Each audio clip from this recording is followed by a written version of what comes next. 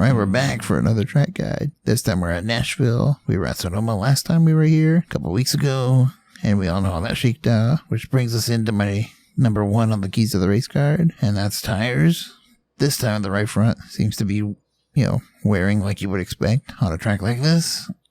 Unlike Sonoma where it was pretty much wearless, you can run hard as you want every single lap till the finish of the race. Number 2 is going to be it's Nashville. There's a nasty bump out of 4. There is 1 and 2, but it's much less noticeable. And with the updates they made to this car, you can really feel it when the diffuser bottoms out, which is what's happening. And there's nothing you can do about it in the fixed set for at least a few laps. Eventually it gets off that bump, but you'll feel it. And for number 3, I'm just going to include it. The restart zones.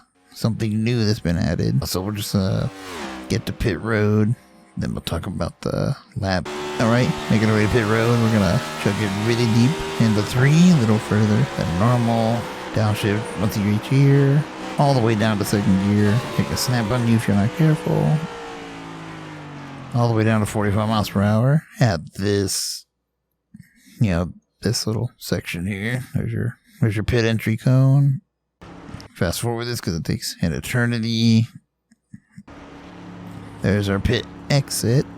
Or pit road speed in the mid-ends. If you can't see it, get some glasses because there it is.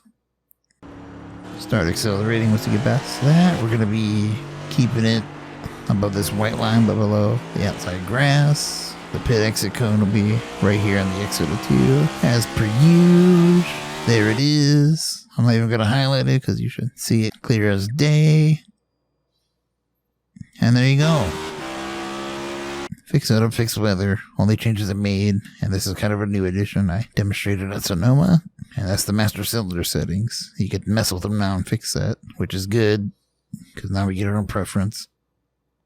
And I like a lot of rearward brake because this thing locks up quite easy, so that's why. So I left the front master cylinder alone. Whatever it was default, that's what I left it. And the rear went to a 13/16 just to give it some more rearward brake bias. And brake bias, it went down to a 49.0. The steering pinion is a 287. So pretty much changed all the adjustable settings except the offset. I'll write them down on screen so you don't get confused. So let's just get into the lab and we'll see how it's done and we'll talk about it. Here we go.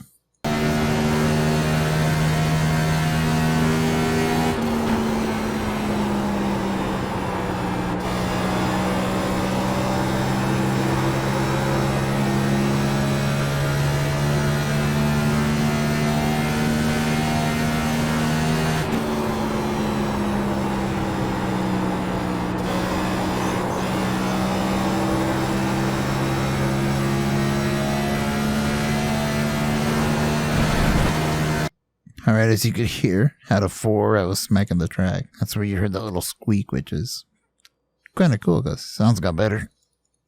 And I'll show the other lap, which was done in A-fixed conditions, which is about 15 degrees cooler.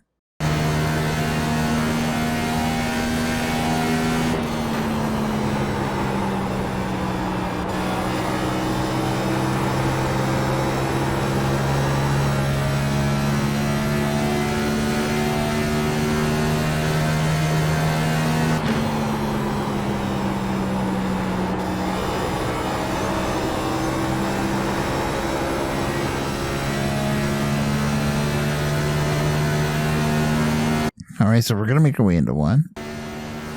Get all the way to the outside wall here, like as close as you can get. I'm going to really slow-mo this. I'm going to turn in and get on the brakes. As soon as I make some contact with some banking, which is right about here at the Ally logo. So you can see the line across here, and there's the Ally logo. All this. And pay attention to the inputs down here, because I'll be slow-mo it. So turning in, I'm going to trail brake quite a bit, just to slow the car down, about 20% brake, and you can see how far I'm on the brakes, just to make just how long I am.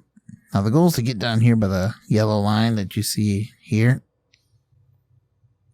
But sometimes I won't want to get down there without scrubbing off speed, so I just kind of let it drift up a little bit, and pretty much at this point where you see the lottery logos, in this vicinity, that's when I'm going to start letting it roll. Then I'm going to pick up the throttle.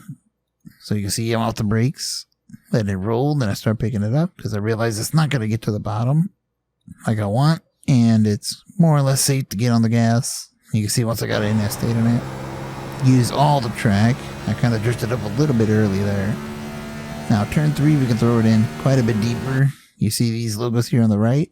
You see the corner of the Ally billboard? That's kind of what I'm aiming for. Once I'm centered with the Ally billboard, I'm on the brakes. So let me slow-mo it. You can see I'm turning way deep. Center with the Ally on the brakes. About another 20%. Trail braking again. This one seems to be more important to get it right to that seam there. Like as low as you can go without hitting it. I'm going to let it roll once I get to this point. Throttle up once we're past all the billboards. You can see right there.